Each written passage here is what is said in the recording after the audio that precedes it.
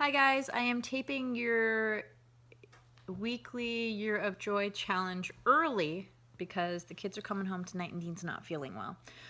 So as much of a mess as I already know tomorrow is going to be, I don't want to be like, I have to do this. So I want to cover You're Welcome. And you're probably like, you're welcome for what? Yeah. So I hadn't seen Moana before, but Audrey has seen it.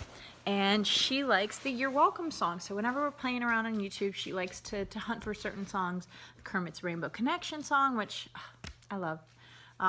She listens to a lot of things. And one of them is the Moana song, You're Welcome. And it always kind of cracks me up because I love that kind of bravado. And it always makes me laugh. So like I told myself I was going to implement that this upcoming week because it's been so crazy and so stressful that I need something to keep me happy and joyful. I need something to kind of keep me going. And so I people watch, I look for certain things. One of our weekly card pulls was signs, so I'll keep my eyes open for that. But I told myself I was going to start even if it's just mentally telling people you're welcome, because there are a lot of things that we do that don't get appreciated. First off, we very rarely get thank yous. Very rarely. It's apparently a mom thing. I don't know.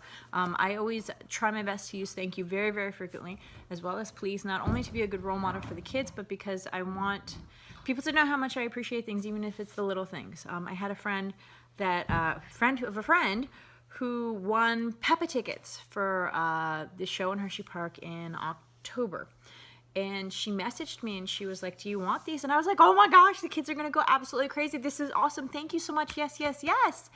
And she was like, you were the first person I thought of because you always talk about the kids and Peppa, and like the kids are obsessed with Peppa. We literally own every Peppa toy that's in sale in the United States, and even some from Europe because the parents went overseas and brought stuff back. Like literally, we are a Peppa household.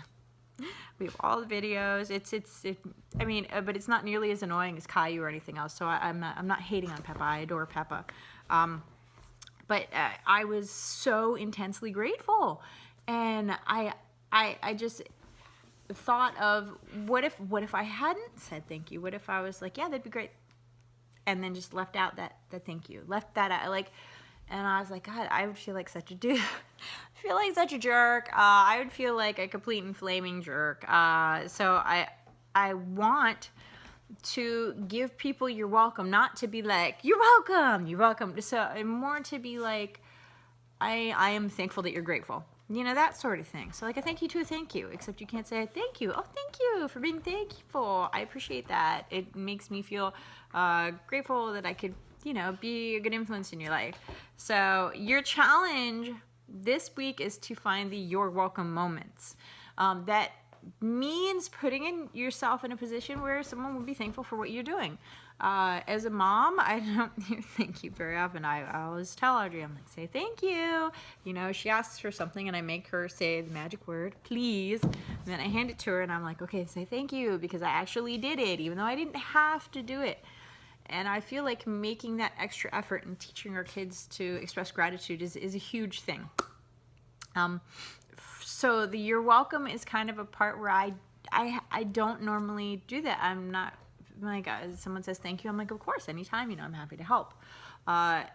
So for this week, I'm just gonna change things up. I'm gonna look to say you're welcome, and that doesn't mean I'm gonna be like crazy. I'm not gonna change what I do. Essentially, I will continue to help people because that's what I do.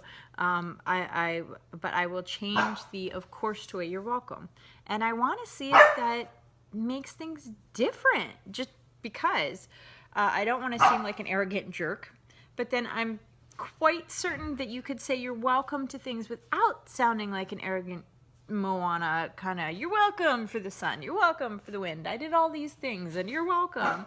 So. Cracks me up. So go Google it, look for YouTube, Moana's You're Welcome, and laugh a little bit because it's The Rock who sings it, and I adore him. So yeah, it's worth a watch, or two or three. And then when you stop laughing, try to think about how you can institute You're Welcome in your week. Of course, we try and do one random act of kindness every week. This week, I'm sending the supplies that I purchased today to a group that is divvying them out essentially for the school kids this year. I belong to a few different organizations, and one of them is Odin's Children, and that's where these supplies will be going. And when I say something like that, people are going to assume things, especially with what's been happening in Charlottesville.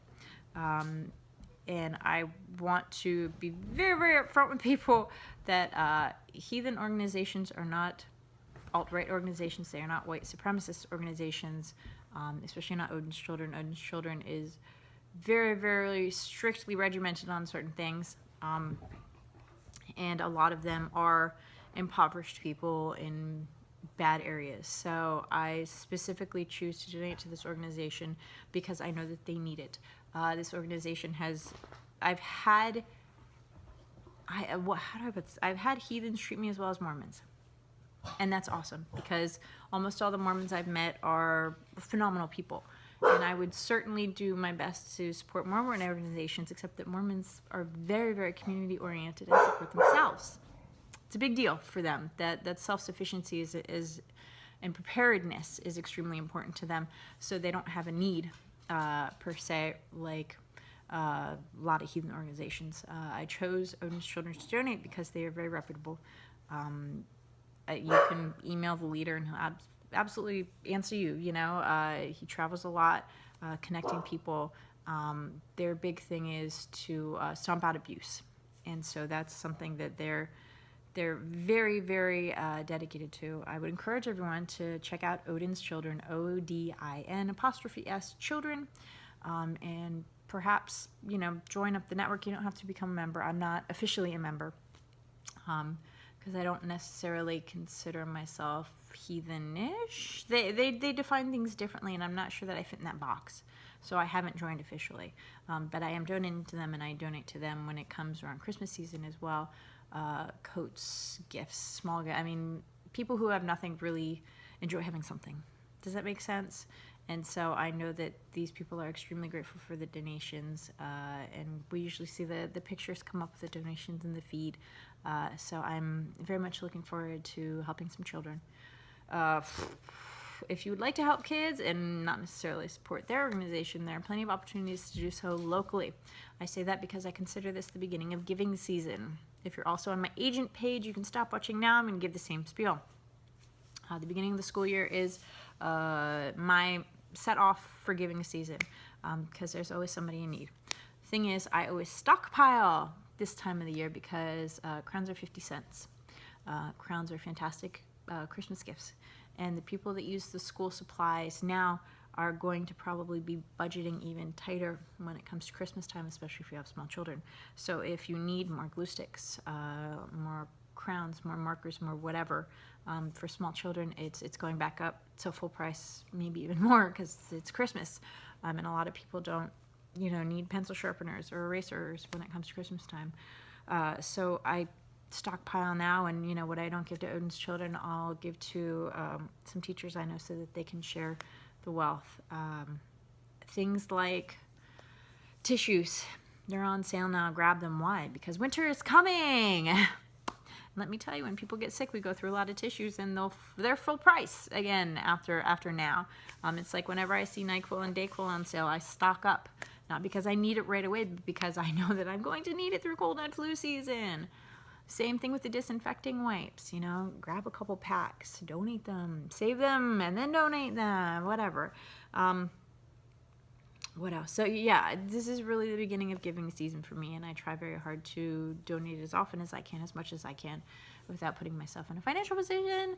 And I certainly encourage others to do the same. You can always hook up with a teacher. I know plenty of teachers. You can pick one of your favorite subjects, and I will match make, and maybe you can donate something fun, or donate towards something fun that they want that the school system won't necessarily pay for. So you never know whose world you could change because of some small gift. Okay, and every gift counts for something. Don't ever think that you donated $5 and it's wasted. Well, maybe with the bigger organizations, but the smaller organizations really, you know, they don't have big CEOs that they pay giant annual fees for.